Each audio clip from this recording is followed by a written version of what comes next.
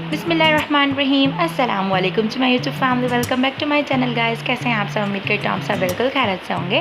Guys आज हमारे kitchen में बहुत ही मज़ेदार से आलू की तरकारी, चने और पूरी बनने जा रही है। तो चलिए स्टार्ट करते हैं। लेकिन वीडियो स्टार्ट करने से पहले अगर आप मेरे चैनल पर नए हो, अब तक आपने मेरे चैनल को सब्सक्राइब नहीं किया तो काइंडली से सब्सक्राइब करके बेल के आइकन पर क्लिक कर ऑल पर क्लिक करना मत भूलिएगा, ताकि मेरी हर आने वाली वीडियो की नोटिफिकेशन आपको सबसे पहले मिल सके।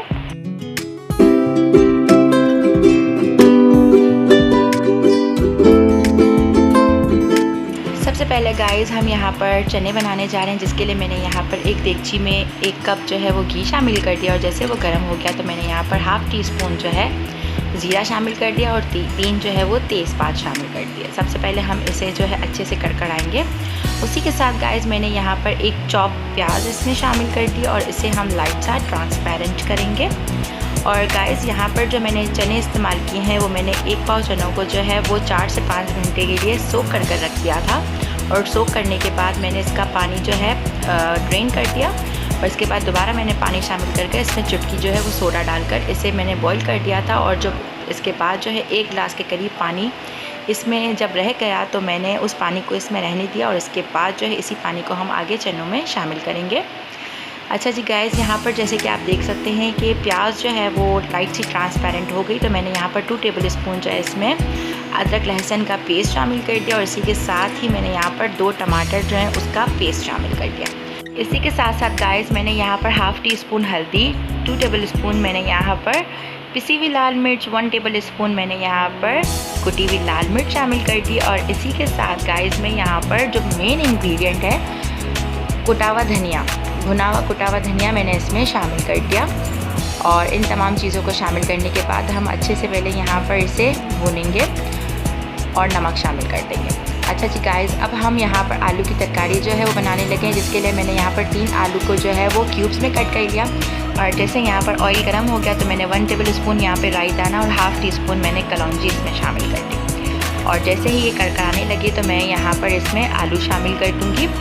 और आलू शामिल करने के बाद सबसे पहले हम थोड़ी देर इसे फ्राई करेंगे। और जैसे ही यहाँ पर ये लाइट से फ्राई हो जाएंगे तो मैं इसमें स्पाइसेस शामिल कर दूँगी, जिसमें मैंने 1 टेबल स्पून जो है वो हल्दी ली है, नमक एज़ पर टेस्ट, ज़ीरा जो है 1 टेबल स्पून कुटी हुई लाल मिर्च और 1 टेबल स्पून मैंने यहाँ पर पिसी हुई लाल मिर्च ली है। इन तमाम चीज़ों को शामिल करने के बाद गाइस मैं यहाँ पर 1 गिलास जो है वो पानी शामिल कर दूँगी, ताकि आलू जो है वो अच्छे से गल जाएँ। और जैसे यहाँ पर आलू गल जाएंगे तो मैं इसे मैश कर दूँगी।